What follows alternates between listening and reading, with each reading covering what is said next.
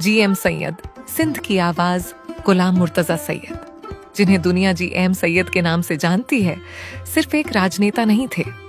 वे एक विचारक, दार्शनिक और उस कौम की आवाज थे जो अपनी पहचान की तलाश में थी।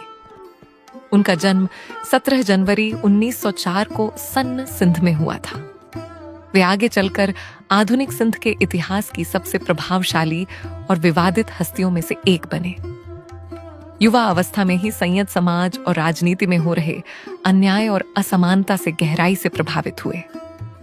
बहुत कम उम्र में उन्होंने राजनीति में कदम रखा और सिंधी जनता के अधिकारों की आवाज उठाने वाले आंदोलनों में शामिल हो गए। सिर्फ 25 वर्ष की उम्र में वे बॉम्बे विधानसभा, बॉम्बे लेजिस्लेटिव असेंबली के सदस्य बने, जो उस समय एक बड़ी उपलब्धि मानी जाती थी। जी.एम. सैयद ने 1940 में सिंध असेंबली में पाकिस्तान प्रस्ताव, पाकिस्तान रेजोल्यूशन पेश करने में महत्वपूर्ण भूमिका निभाई, जिससे सिंध पाकिस्तान के विचार का समर्थन करने वाला पहला प्रांत बना। लेकिन समय के साथ साथ उनका दृष्टिकोण बदलने लगा।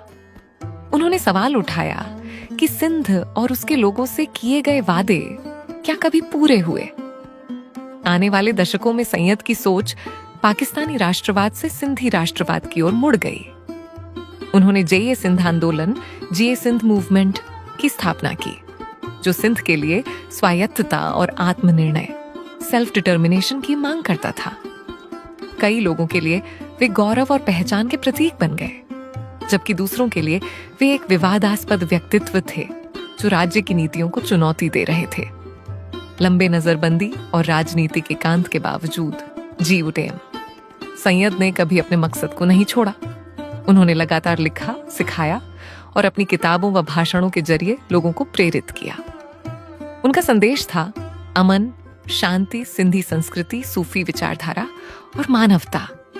वे मानते थे कि सिंध का भविष्य लड़ाई में नहीं, बल्कि शिक्षा, जागरूकता और एकता में है। 25 अप्रैल 1995 को वे अपने घर सन्न में ही चल बसे, लेकिन उनकी विचारधारा आज भी सिंध की राजनीतिक सोच और पहचान को प्रभावित करती है। हर साल हजारों लोग उनके मकबरे पर हाजिरी देने आते हैं, उस शख्सियत को सलाम करने के लिए जिसने स्वाभिमानी और आजाद सिंध का सपना देखा था। जी.एम. सैयद की जिंदगी हमें यह याद दिलाती है कि सच्चाई और यकीन से बोला गया एक इंसान का स्वर पीढ़ियों तक गूंज सकता है। वे सिर्फ एक राजनेता नहीं थे, बल्कि सिंध के दार्शनिक थे, जिनका संदेश पहचान और अमन का आज भी जिंदा है। ये डॉक्यूमेंट्री शहजाद लशारी द्वारा बनाई गई है और मैं हूं मोनिका। अगर आपको हमारा काम पसंद आया तो लाइक, शेयर, कमेंट और सब्सक्राइब करना न भूलें।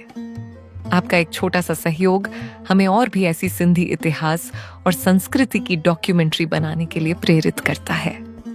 धन्यवाद। देखते रहिए ऑनलाइन सिंध, जहां हर कहानी में छुपा है सिंध की पहचान और सच्चाई।